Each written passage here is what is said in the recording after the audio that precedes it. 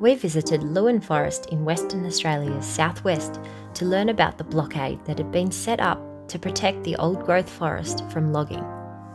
Loggers had earlier started the process of clearing their way through to the old-growth trees in a process called scrub rolling. WA Forest Alliance were quick to act and mobilised forest protectors to the area known as Lewin 06.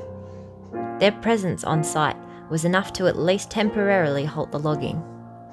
A key loophole that allows for this logging is that stumps where trees have been cut down at any time in the last 150 years results in the definition of old-growth forest to no longer apply, and hence the area is then no longer protected from being logged and can be gradually turned into a plantation, as has happened at neighbouring blocks.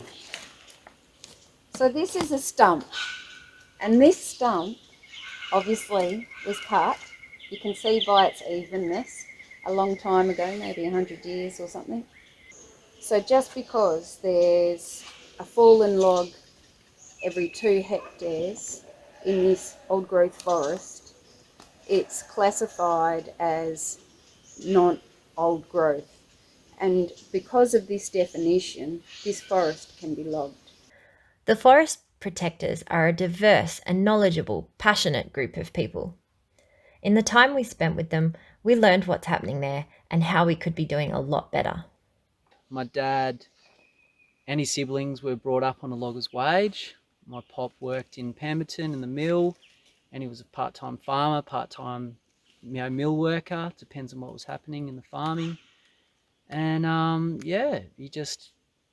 that was their life back then in Pemberton. It was the go-to job. Everyone worked in the mill, and no doubt Manjimup was the same.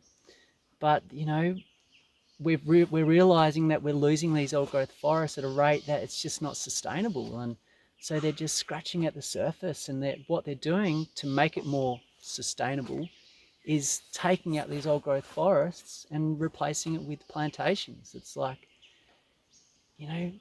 where's the diversity in a plantation? Where's the understory? Where's the homes? It's sad. Marking out 3 habitat trees in a single area is not enough to create a viable habitat. Trees felled hundreds of years ago should also not be putting our old growth in jeopardy. This is what they want to do. This is their idea of sustainable, I suppose. Turning an old growth forest into a plantation. Few habitat trees, which is good, good, better than nothing. But that's what they have to do to be able to, turn an old growth forest into this. Perfect lines.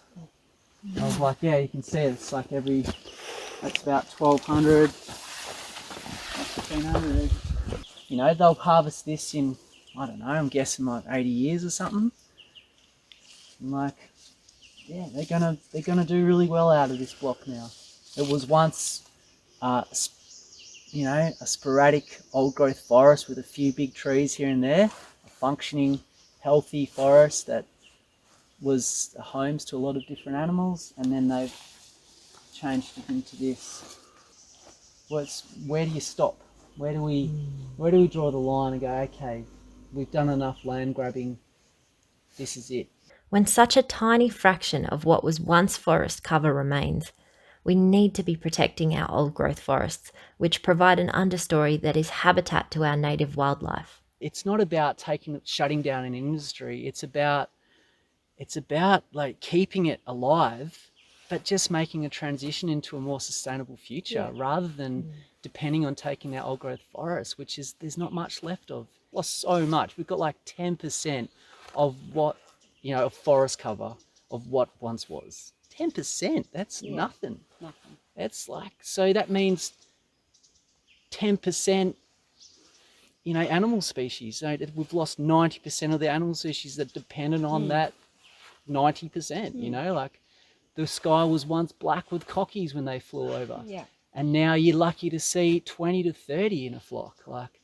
That's massive. I walk around with my daughter in the forest in Margs, and we're lucky to have a block around us where it's beautiful Jarrah Forest and Marri, and and she looks up at these red-tailed black cockies, and with, you know, she's only 7.5 months old, and I often wondered, I was like, far out, there's a high chance that by the time she's old enough to have her own kids, those cockies may not be around. I mean, that's wrong. That's so sickening to know that there's a high chance that these species may not be around. We should be forming an economy that's not so dependent on like taking away the homes of all these amazing animals that makes Australia what it is. Like the diversity, the biodiversity is what makes Australia great. And when we've got alternatives, why not use them? Like, instead of sticking your head in the sand and continuing on with business as usual. And Forest protectors want to see logging happen in a sustainable way that doesn't threaten old growth forests and biodiversity. Forest protectors can be anyone. It can be you and me. It can be your grandma or your grandchildren.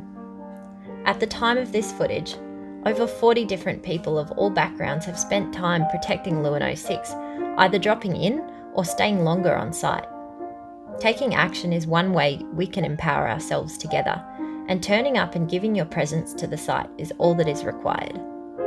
Anyone who cares about our planet can get active and show up to the various sites around Australia and the world that are all in jeopardy right now. We have a massive backyard, and while we can't be everywhere, we can do what we can in our corner. Other ways to get active include emailing, phoning or meeting with your local politicians to discuss these matters, sharing content like this online, and talking about it. Conversation is education. Use your voice if you've been inspired today. This planet, this country, and this beautiful forest and what is left of it deserve our protection, and our future generations deserve to see it.